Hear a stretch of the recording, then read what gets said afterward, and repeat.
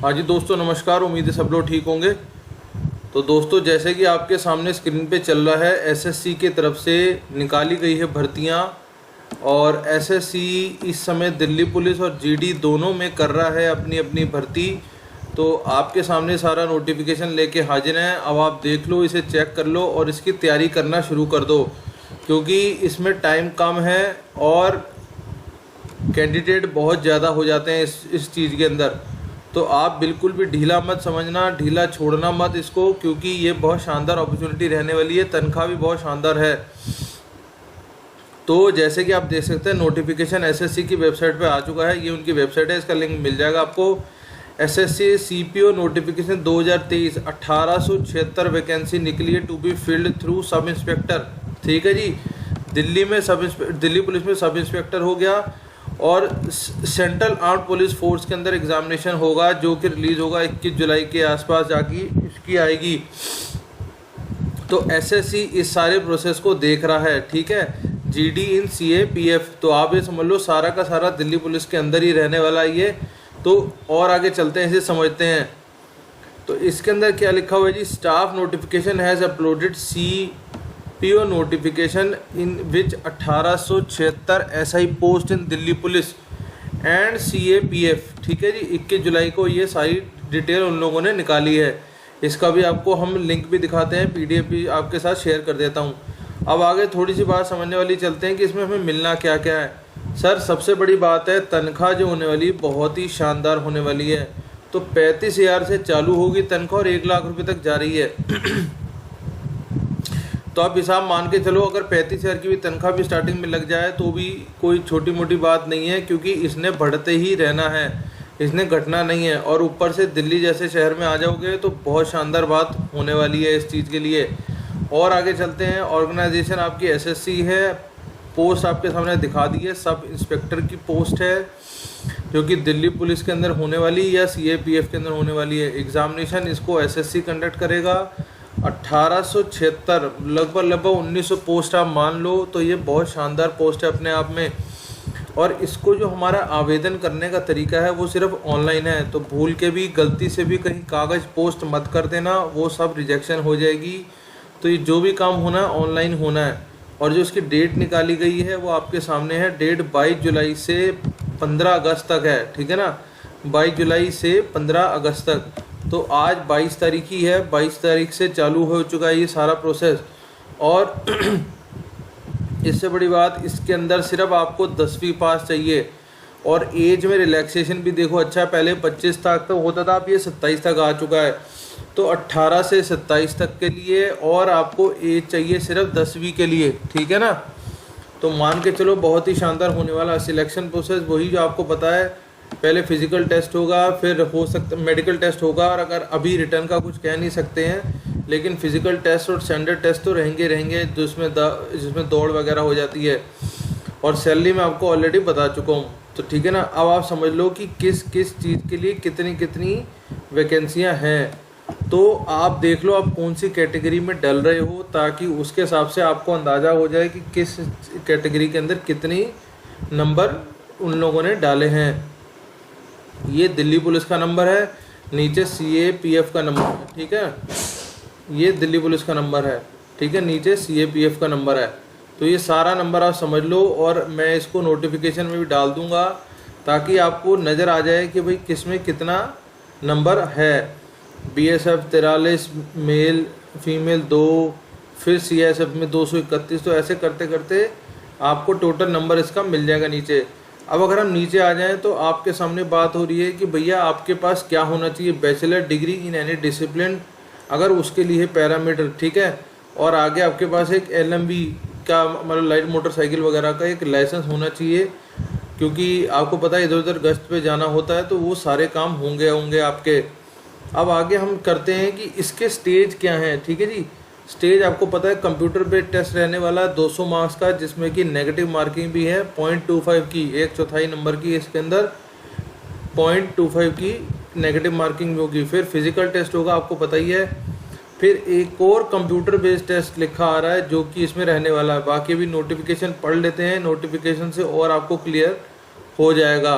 तो ये इसका नोटिफिकेशन है जिसको कि मैं अटैच कर दूंगा। इसे नोटिफिकेशन को समझ लो, अच्छे से देख लो, क्योंकि इसमें क्या है सारी डिटेल इसके अंदर आ जाती है। तो बहुत ध्यान से और धीरे धीरे पढ़ना। अभी तो वैसे 50 पेज हैं, तो मैं आपको टोटल एक ओवरव्यू सा दे दूंगा, बाकी इसे अपने हिसाब से ज़रूर पढ़ लेना। तो 22/7 से 15 अगस्त तक जारी है, आपको पता है। और विंडो ऑफ एप्लीकेशन अगर करेक्शन किसी ने करनी है तो 16 अगस्त से 17 अगस्त, सिर्फ अल्टीमेटली एक दिन मिल रहा है, या ये 24 घंटे मिल रहे हैं, ठीक है। कंप्यूटर पे टेस्ट रहने वाला, ये आप सब लोगों को पता ही है।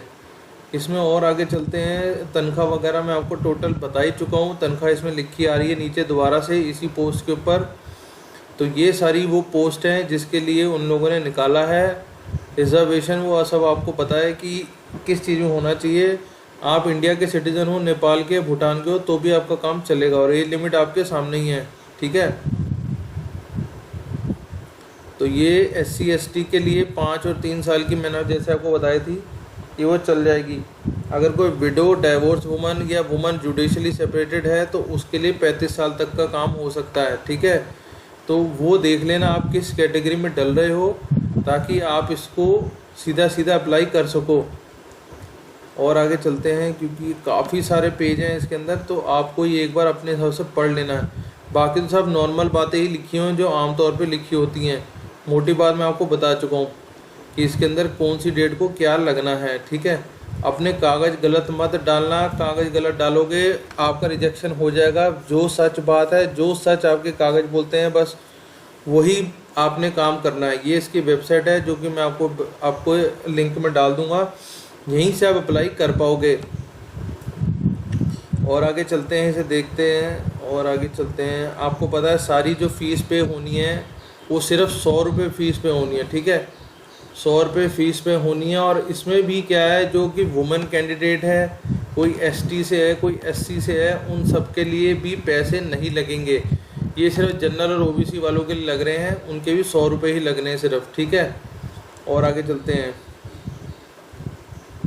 और आपको बता दूं, अगर आप किसी भी चीज़ को करेक्ट करवाने जाओगे तो भैया उसके 200 रुपये अलग से लग जाएंगे, और मॉडिफिकेशन के फर्स्ट टाइम पे 500 रुपये अलग से लगेंगे। तो आप मान के चलो, गलती करने का कोई चांस नहीं है इसके अंदर, ठीक है।